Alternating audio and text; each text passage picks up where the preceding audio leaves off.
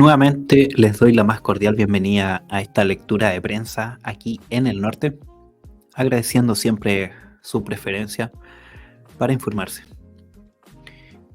A continuación leeré una noticia que está publicada en el sitio cnnchile.com y que el titular es el siguiente: Justicia militar, en voz del ministro Cordero. ¿Qué es? ¿Cómo funciona? ¿Y en qué casos se ocupa? Tras el atentado en Cañete, Gobierno y Congreso aceleraron la tramitación de proyectos de seguridad, entre ellos el de las RUF. La oposición ha insistido en otorgarle competencias a la justicia militar en este contexto. El titular de Justicia explica en exclusiva a CNN Chile las implicancias de este modo de enjuiciamiento.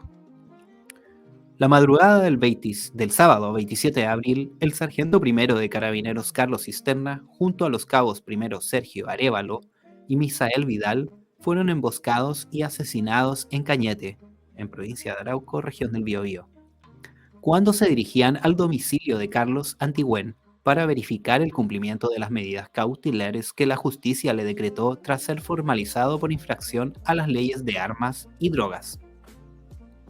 El atentado causó gran conmoción a nivel nacional y el gobierno, al igual que las personas de distintas fuerzas políticas, lo calificó como un ataque terrorista.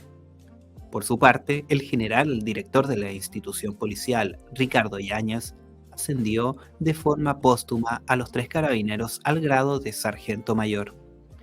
Ahí vemos una imagen de estos 3 carabineros, actualmente sargentos de forma póstuma, que fueron cruelmente asesinados en el sur de nuestro país. Los máximos representantes de los poderes ejecutivo y legislativo acordaron acelerar la tramitación de proyectos en materia de seguridad, como la reforma a la ley antiterrorista, la creación del Ministerio de Seguridad Pública y las reglas del uso de la fuerza, RUF. En esta última iniciativa surgió desde la oposición una indicación que buscaba ampliar las competencias de la justicia militar en este tipo de contexto. Tras un intenso debate en el Congreso Nacional, la mesa directiva de la Cámara de Diputados y Diputadas declaró inadmisible la idea por no tener relación con lo que se estaba discutiendo respecto a las RUF.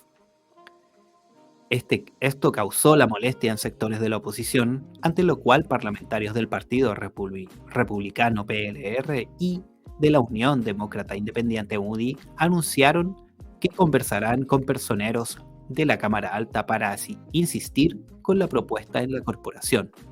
Luego, los senadores independientes, José Manuel Rojo Edwards, Alejandro Kusanovich, junto a sus colegas de Renovación Nacional, María José Gatica, Francisco Chaguán y Carlos Kuchel, ingresaron una indicación que busca reponer el debate. La idea propone aplicar la justicia de los tribunales militares a funcionarios de Fuerzas Armadas y Carabineros que cometan eventuales delitos en acto de servicio durante la vigencia de estado de excepción constitucional, protección de la infraestructura crítica y resguardo de áreas de zonas fronterizas. Y ahí vemos este documento que fue ingresado y firmado por los senadores que anteriormente les mencioné. ¿Qué es la justicia militar?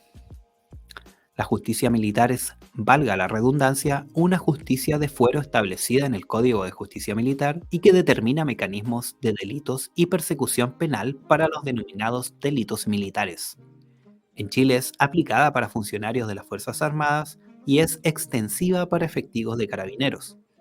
Es por esta razón que tanto el gobierno como personeros políticos y algunos especialistas sostienen que ampliar las competencias de los tribunales de justicia a las RUF no tiene sentido, ya que parte de los involucrados son personas civiles. Ahí vemos la foto de Luis Cordero, quien es el ministro de Justicia y Derechos Humanos. Luis Cordero, ministro de Justicia y Derechos Humanos, conversa en exclusiva con CNN Chile respecto de las implicancias que tiene este modo de enjuiciamiento, las principales regulaciones que conlleva y la composición de estos tribunales. En primera instancia, el secretario de Estado hace una distinción sobre cómo es aplicada la justicia militar en Chile, recalcando un punto bien relevante. porque en otros países existe el Código de Justicia Militar y la jurisdicción militar, pero las policías son tratadas de un modo distinto.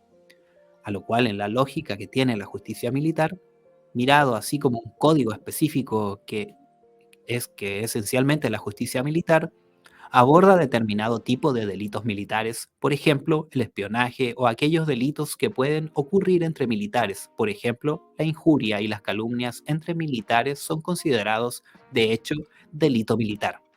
¿Cuál es la idea que subyace a eso?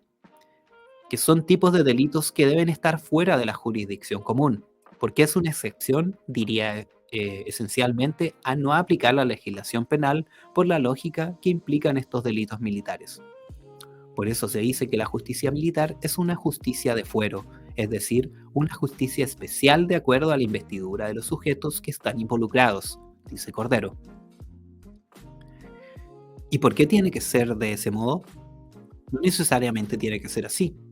Es la manera en cómo es tratado. De hecho, la legislación penal chilena es el único caso de fuero.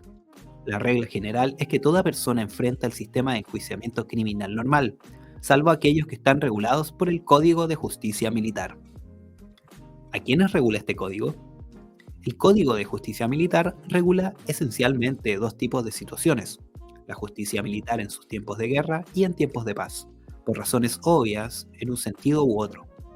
Ahora, cuando se refiere a tiempos de paz, son un conjunto de delitos, por ejemplo, los delitos comunes siempre y cuando sean cometidos por militares y en determinados tipos de contexto, en un recinto militar, respecto de bienes militares, etc. ¿Implica quién es la víctima? Implica quién es la víctima, por ejemplo, si es otro militar. ¿Y si es un civil? Ahí viene la clásica discusión sobre qué pasa cuando existen civiles involucrados. El ministro hace hincapié en que esta es una materia que está en discusión desde el retorno a la democracia, señalando que en años posteriores al régimen totalitario del dictador Augusto Pinochet, los civiles pudieron ser juzgados por un lado por la justicia militar. No obstante, recuerda que en el caso que involucró a Humberto Palamara, la Corte Interamericana de Derechos Humanos, CIDH, junto con indicar que el ex oficial debe ser juzgado por tribunales civiles, señala deficiencias en el diseño de la justicia militar. De hecho, durante los gobiernos de los expresidentes Sebastián Piñera y Michelle Bachelet, esto fue reformado, pero aún hay competencias centrales que deben ser modificadas. Composición de la justicia militar. La base de la justicia militar está compuesta por juzgados militares y la Fiscalía Militar. Estos organismos están integrantes por miembros de las Fuerzas Armadas que responden a una línea de mando. Son funcionarios de línea que están sujetos a la estructura del orden, comenta el ministro Cordero. Sobre estas instituciones se encuentra la Corte Marcial, entidad que está formada por 5 personas, 3 auditores de las Fuerzas Armadas y 2 civiles.